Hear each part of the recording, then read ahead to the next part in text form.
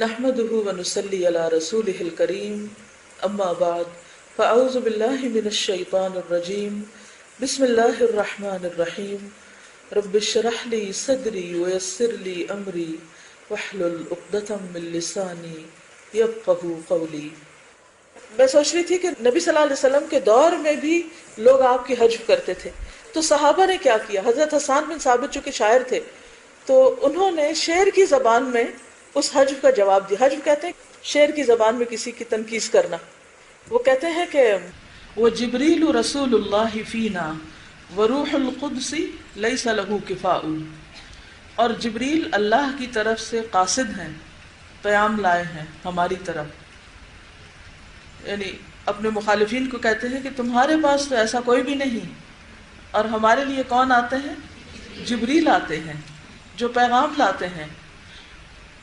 وروح القدس لیس له کفاء، اور وہ روح القدس ہیں جن کا کوئی مد مقابل نہیں، یعنی تمام فرشتوں اور تمام انسانوں سے زیادہ وہ طاقتور ہیں، امین ہیں۔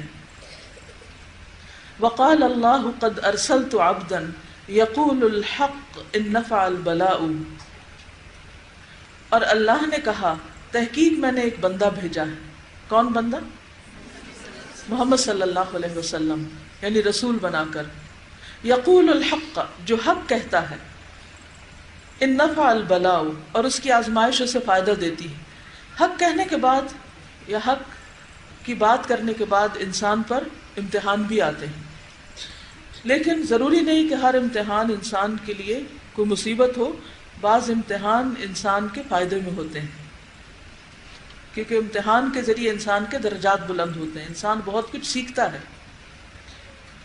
شہدت به فقوموا صدقوه فقلتم لا نقوم ولا نشاء، میں نے اس کی گواہی دی بس تم بھی کھڑے ہو جاؤ۔ حضرت حسان کہتے ہیں کہ میں آپ کے حق پر ہونے کی اور محمد صلی اللہ علیہ وسلم کے رسول ہونے کی گواہی دیتا ہوں۔ فقوموا، تم بھی اٹھو، صدقوه، آپ کی تصدیق کرو۔ فقلتم، تو تم نے کہا، لا نقوم، ہم نہیں کھڑے ہوتے، ولا نشاء، اور نہ ہم یہ چاہتے ہیں کیا کہ ہم حق کی گواہی دیں۔ وقال اللہ قد سیرت جندا هم الانصار عرضتها اللقاء، اور اللہ نے کہا میں نے ایک لشکر نکالا ہے جو انصار ہیں، یعنی تم نہیں اٹھتے اے اہل مکہ تو پھر کون ہے اس کے مددگار؟ کون اٹھیں گے اس کے لیے؟ کون کریں گے اس کا دفاع؟ انصار، جنہیں دشمن کا مقابلہ کرنا پڑ گیا ہے۔ نبی صلی اللہ علیہ وسلم کی آمد سے پہلے لوگ اپنے قبیلے کا بس دفاع کرتے تھے، اپنی قوم اور قبیلے کے لیے لڑتے تھے، دنیا کے لیے لڑتے تھے، لیکن آپ کی آمد پر پوری سوچ تبدیل ہو گئی۔ جو لوگ ایمان لائے وہ اللہ کی خاطر لڑتے تھے، اپنی ذات کے لیے نہیں۔ تو انہوں نے نبی صلی اللہ علیہ وسلم کا ساتھ دیا، اور یہ عرب میں ایک بہت ہی انوکھی بات تھی کہ اپنا قبیلہ کسی کا ساتھ نہ دے اور کوئی دوسرا قبیلہ ساتھ دے۔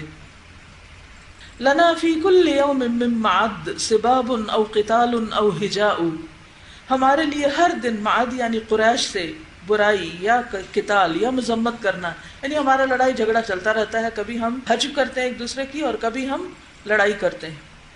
فنحکم بالقوافی من ہجانا ونضرب حین تختلط الدماء، تو ہم بھی پھر قافیہ پیمائی کرتے ہیں، شعر کہتے ہیں جس نے ہماری مذمت کی، یعنی جب کوئی شعر و شاعری کی زبان میں ہم پہ چڑھائی کرتا ہے تو ہم جواب میں کیا کرتے ہیں؟ تلوار نہیں اٹھاتے، شعر سے مقابلہ کرتے ہیں۔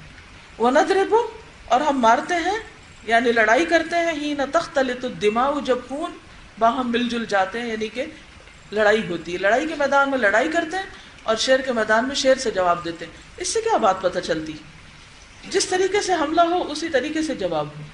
الا ابلغ ابا سفیان عنی مغلغلۃ فقد برح الخفاء، خبردار پہنچا دیجیے ابو سفیان کو میری طرف سے خط، پس تحقیق واضح ہو گئی ہے مخفی بات۔